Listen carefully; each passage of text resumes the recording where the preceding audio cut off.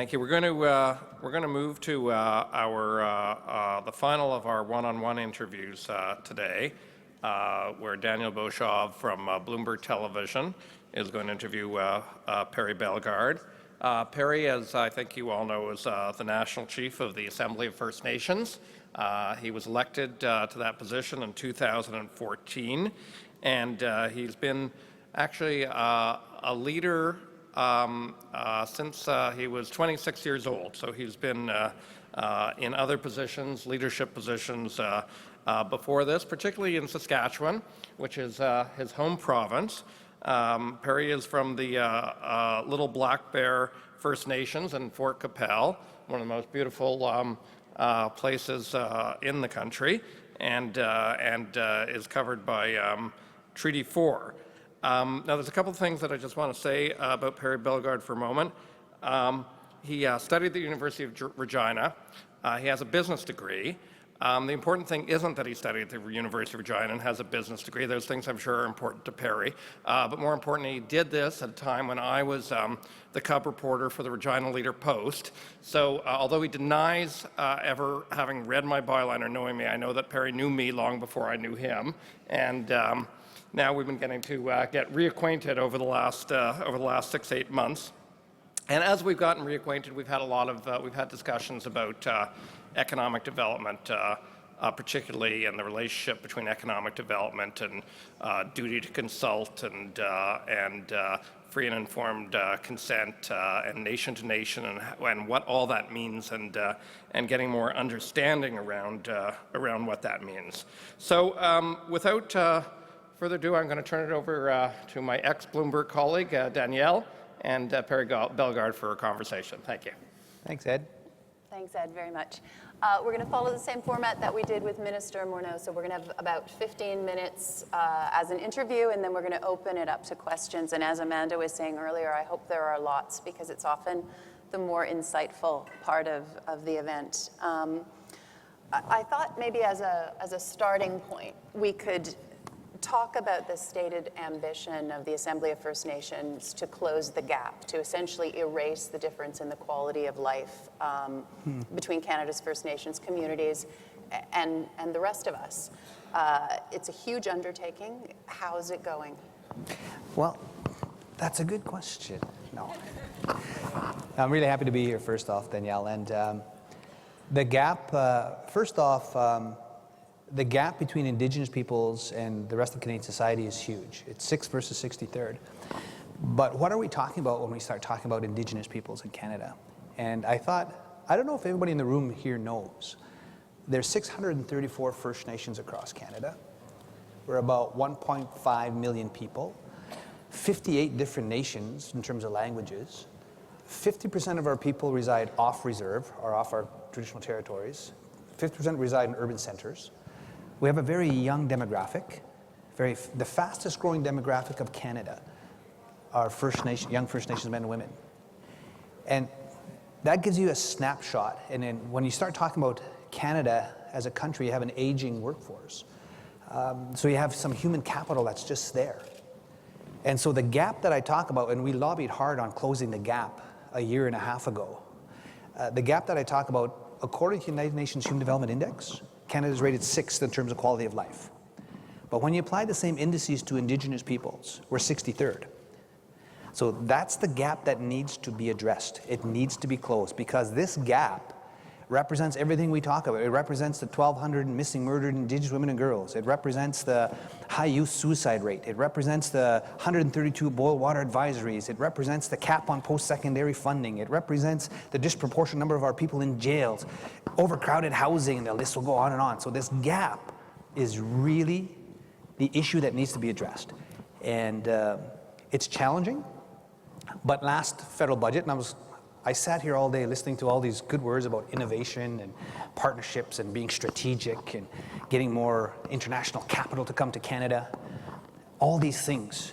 And I really appreciate Minister Morneau was here, because this gap that I outlined, I believe the Liberal government listened, because last year they did put $8.4 billion, which it really is unprecedented towards Indigenous peoples, because the mantra was, start investing in human capital. And that's really in the best interests of Canada if that gap starts to close. So we were happy, 8.4 billion. The sad part is, the mechanisms that are in place in government are very slow to get the dollars out into the communities where they're going to have impact. And that's the challenge now. We haven't even implemented last year's federal budget. We're starting to think about this year's federal budget coming up. And so the gap has to be addressed. There have been some key investments, but to close this 6 versus 63rd gap is not going to happen in 1 year. You need a 5, 10, 15, 20-year strategy to make sure that it is addressed and closed. Yeah, I mean, that's been a common theme of the budget, right? The pace at which spending for things like infrastructure has actually been released. In the case of the funding that you're looking for, it is, as you say, it's for things like education, for healthcare, for safety, for basic human rights that the rest of us take for granted. How much impatience is brewing over the slow pace of the release of the 8.4 billion? It's starting to brew a little bit, no question, because I go across Canada and I get up and I start talking about this 8.4 billion, and then the chiefs will clearly say, wow, why are you saying that, National Chief Bellegarde? It's good to have that, but we don't see it in the communities. So there is a little bit of frustration growing. We have our next assembly December 6, 7, and 8, and the Prime Minister will come back because he made key commitments last year to our chiefs. He said there will be an inquiry into missing murdered Indigenous women and girls. So that's going along, fine. All the Truth and Reconciliation Commission's 94 calls to action will be honored and implemented. And that is very key, because one of the 94 calls to action is the adoption of the United Nations Declaration on the Rights of Indigenous Peoples, which Canada has supported without qualification within the United Nations. So that's key, that's number 2. He said the 2% funding cap will be removed for First Nations people, and we'll establish processes to work towards long-term, sustainable, predictable funding. So 2% funding cap that we've had in place for 20 years has never kept up with inflation. It's not based on total population for First Nations people. It's not based on needs, so the gap keeps growing, right? So there's 3 commitments. Education, which is key, so K to 12, yes. On reserve, yes, but we've got to look at dealing with half of our kids live in the off the reserve communities in the provincial systems, so we got to deal with that. And then post-secondary. So there's still some gaps there that need some work. And the 5th one was a federal law review. But we've also said not only laws, but policies. Comprehensive claims policy, specific claims policy, additions to reserve policy, the inherent right to self-government policy are all outdated policies because they're based on termination of rights, not recognition of rights. So we have lots to do, and so there is a growing sense of frustration that we don't see things happening quickly enough. And so it's basically managing expectations right now. The Prime Minister has said there is no more relationship that is more important. Do you believe him? I believe him. But again, my job as National Chief is to hold governments to account, for their campaign promises, for their commitments. But why I wanted to come here, and I was really appreciate the invitation to come here, this room is filled with policy thinkers, with researchers, with people that will influence public policy. And I need you to help and get it that closing this gap is really in the best interests of Canada, because maintaining the status quo is not in anybody's best interest. And so when we see these investments being made in human capital, the fastest growing segment of Canada's population, young First Nations men and women, it makes sense to invest in education, because this gap, it represents poverty. There is no better way to get out of poverty than education. So we need you to keep saying that as well. And the other point why I wanted to be here, we've heard talk about all the resources in Canada. And there's a lot of natural resource wealth. From an Indigenous person's perspective, those 634 communities, that First Nations I talk about, they're on 0.2% of the land base. 99.8% of the land has been taken up for settlement across Canada.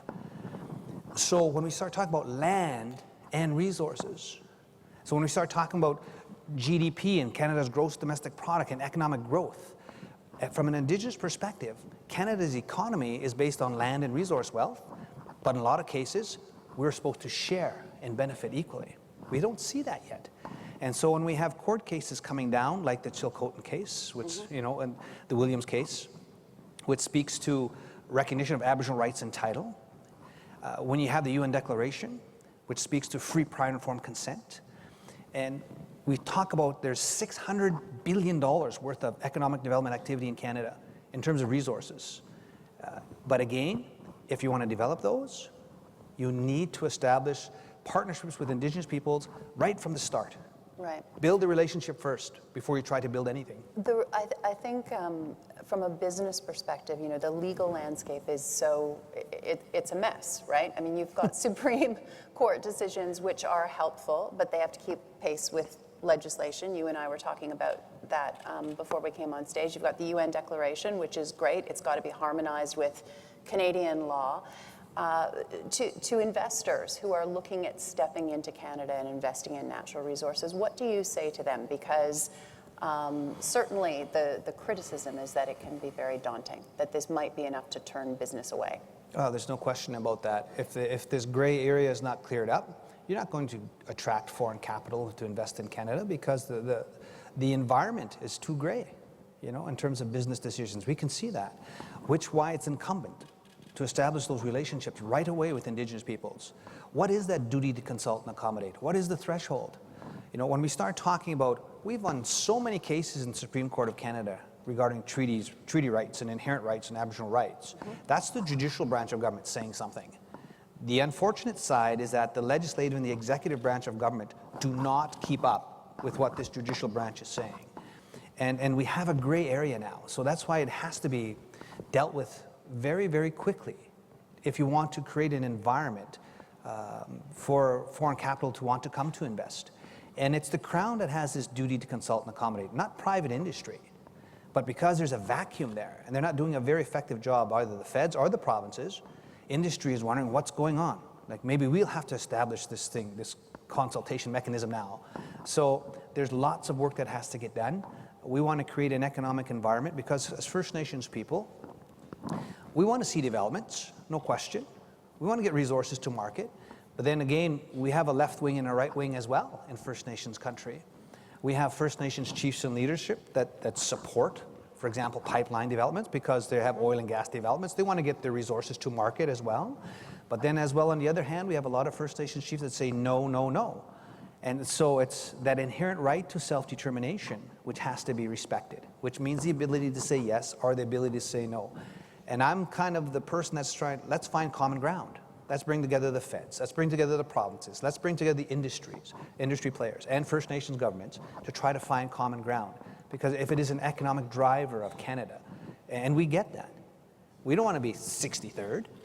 So we need to be involved in the economy in a very meaningful way because we're not now.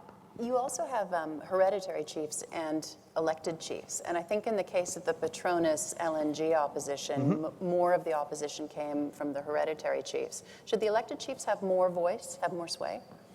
Well, what you're talking about is the Indian Act, that beautiful, wonderful piece of legislation that's been around since 1876, and we still have it in 2016. And it broke down our traditional forms of governance and imposed a 2-year elective system.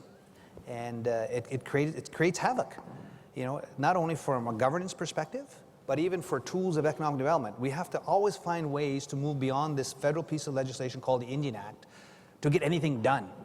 And it's a challenge. And so that's one of the other things we need to start working on right now. So your question regarding should the Indian Act chiefs or the hereditary chiefs have more role? Well, again, it's something, what's our traditional form of governance? You know, and if it's the hereditary chiefs, it's the clan mothers, we have to have that respect for that system because that's our system. That's that inherent right system. It's almost like this Indian Act system. In Cree, we have a word. Ogima was high up before the Indian Act came around, and Ogima was a chief, a leader, very powerful, special person. Then with the 2-year elective system under the Indian Act, they imposed a 2-year Indian Act chiefs system on us. We made up a word called Okimakan, almost like phony chief. You know, and so we have a lot of Okimakan now, lots of Indian Act chiefs, very few Ogimawak, you know, so we need to get back to this system over here. That's just an example of that Indian Act. You talked about December and how important that's going to be. The other thing that's supposed to happen before Christmas is that the federal government is expected to make a decision on Kinder Morgan's Trans Mountain pipeline expansion. If they approve it, what kind of reaction can we expect from First Nations stakeholders? Mixed. It'll be a mixed reaction. Yeah. No, it'll be a mixed reaction. You know, because we know there are a number of First Nations that are involved in the oil and gas industry, and we know there's a lot of First Nations that don't want to see the development as well. We also have a lot of First Nations, out of the 634, that are involved in green energy.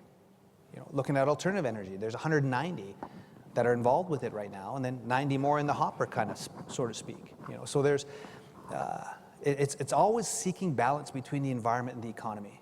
We always have to find that balance. And so if government does make this decision for Kinder Morgan, it'll be a mixed review, no question. Just like LNG, it was a mixed review. Site C was a mixed review, but that's a whole, it's clean in northern BC, but we've got clear direction from our chiefs to stop that because it's going to flood out an entire valley. It's going to impact on inherent rights. It's going to impact in a negative way on treaty rights. You know, they're flooding out people's homelands, farmlands, but as well burial sites. So it's depending what project you're talking about, and then you have to assess it in terms of the Indigenous peoples, how are they involved, how are they been included. If you're going to look at major projects, you got to look at equity ownership, you got to look at all these things. Do First Nations communities have the right to veto major natural resource projects? Well, I say it this way. We support the inherent right to self-determination. That means the right to say yes, the right to say no. When you start looking at even Canada's Constitution, Section 35, existing Aboriginal treaty rights are recognized and affirmed. Full box of rights or empty box of rights. One of the most important rights we have is the inherent right to self-determination. And we'll be supporting, as the Assembly of First Nations, the individual First Nations and the people's right to say yes or the right to say no. And that's something we've always got to seek that balance and bring all the parties together. You know, and I've said... That sounds like a veto. Well, I always say it's really not helpful talking about that veto word, you know, really, because it's going to slow down development. I would rather see processes and tables where people are brought together to talk and work their way through it. A second ago you were talking about the need for clarity, right? Mm-hmm. To me, there could be nothing more clear than the idea of a veto. If that's the way it is, then that's the way it is. Well, that's the right to say yes, the right to say no, the inherent right to self-determination. You know, again, it's the processes have to be brought together. Are they there now? You know, it's such a gray area. I would encourage, and the simple message is this, that both the feds, the provinces, and industry, before you try to build anything, build a respectful relationship with Indigenous peoples. Every step of the way, from start to finish. And if you do that, you're going to stave off a lot of conflicts down the road, both legal and political activism as well. Use the UN Declaration as a tool and a guide towards reconciliation. There's all these great words in Canada now. Nation to nation, reconciliation. You know, all these words are being talked about now because we've gone through that crazy residential school system, which was genocide of our people.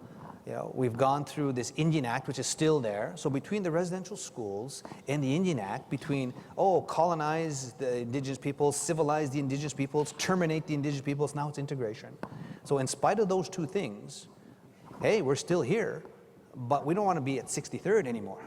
We've got to close this gap, which really is in the best interest of Canada. So bringing the provinces, the feds to the table is very key in industry. We can work on the feds all the time, but the provinces are key. The provincial governments are key. You know, they're the ones that issue the licenses and permits to industry to operate. And I've told them this simple policy change. Before you as a government, say you're the premier, where are you from? Toronto. Toronto? You are now the Premier of Ontario. So Premier Danielle, before you issue a license or permit to all these CEOs here that want to come and develop the natural resources in Ontario, the simple policy change is this. Before you issue a license or permit to that industry must demonstrate that they've got an Indigenous engagement strategy for procurement, for representative workforce strategies, for resource benefit sharing, all the above. And if they don't issue a license or permit. You're going to see key strategic partnerships between the private sector and Indigenous peoples. And that's getting us involved in the economy. got one more for you before I open it up to questions. So if anyone does have questions, please go to one of the 4 microphones. But I wanted to ask you about the sort of diversity of opinion, I guess, within the 634 Aboriginal groups, right? I mean, I was in Yellowknife recently. I was working on a story about diamonds, and I was talking to some different people up there who were saying that one of the things that diamond companies have done is they've negotiated agreements with individual groups up there, but there are confidentiality arrangements, which means that they can't tell each other the deal they're getting, right? And so you end up in a situation where they're working, in some cases, against each other. Divide and conquer, confidentiality agreements, impact benefit agreements. If things could be more transparent and open in a more clear way, I think there'd be better results. So how do you do that? Is that a policy string that you pull? Could be a policy string for NWT to work on. Could be a policy string on that in that sense before NWT issues licenses or permits to those diamond mines to go and take the diamonds, that they've got to have this strategy in place where they're going to be more transparent and open with the indigenous peoples up there. So it could be that level. That could work.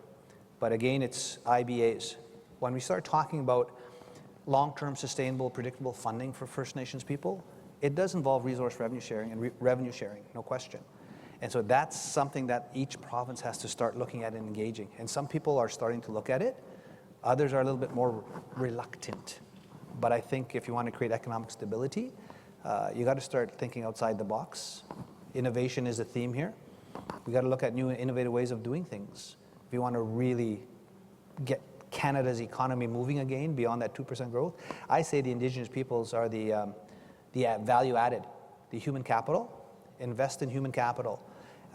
And I mentioned before, like if Canada would have done key investments in 2005 in indigenous peoples for housing and water and education and training and all those things, by 2025, $400 billion would have been added to Canada's overall GDP growth, and $115 billion would have been saved in social spending, if that would have been done in 2005, by 2025. Looks like we've got a question on microphone 2. Is this working? Can everyone hear me? Okay, great. Hi, my name is Karen Restuel. I'm Ojibwe from Doki's First Nation. Good afternoon, National Chief. Hi. Coming from Doki's, we've had successful resource development projects in our community. Recently, a hydro dam project with Hydro-Mega, where we retained 40% ownership. It was a very successful deal. I know that my community is not the only one, and you referenced that there are 190 communities across Canada who are engaged in projects where it's a deal, it's a relationship that works for both partners. My question is, also, I recently joined the PPF as a fellow. I should probably acknowledge that. My question is, can you give us an example where a community is involved in a project and it's a successful relationship? What does that look like? I think from the perspective of the people in the room, we don't all know what that looks like on the ground in action.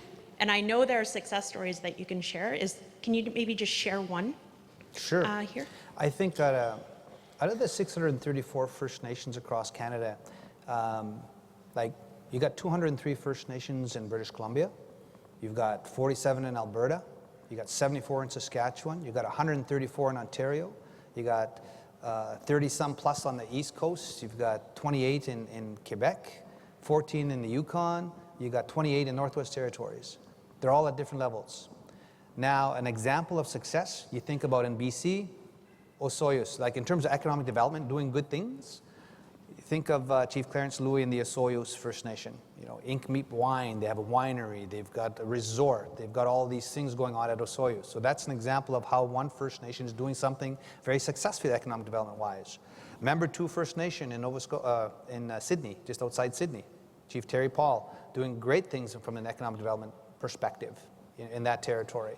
Chief Darcy Bear outside in Saskatchewan, working with a golf course, working with the casino. He's got almost 0% unemployment in his First Nation. They have people coming to his reserve. You know, he has good housing, good relationships for education with the province. So you think of Fort McKay in northern Ontario, or Alberta.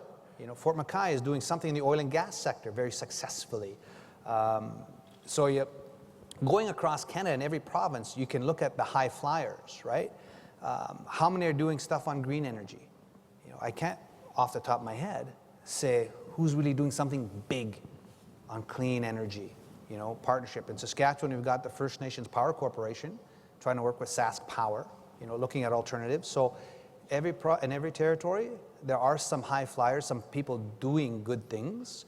I think, and we gave the example of one industry that's doing something in a very good way, and that's Cameco, the uranium mining company in northern Saskatchewan with uranium. Really good in terms of relationships with Indigenous peoples. They've got First Nations people on their board of directors. They've got First Nations people in senior management.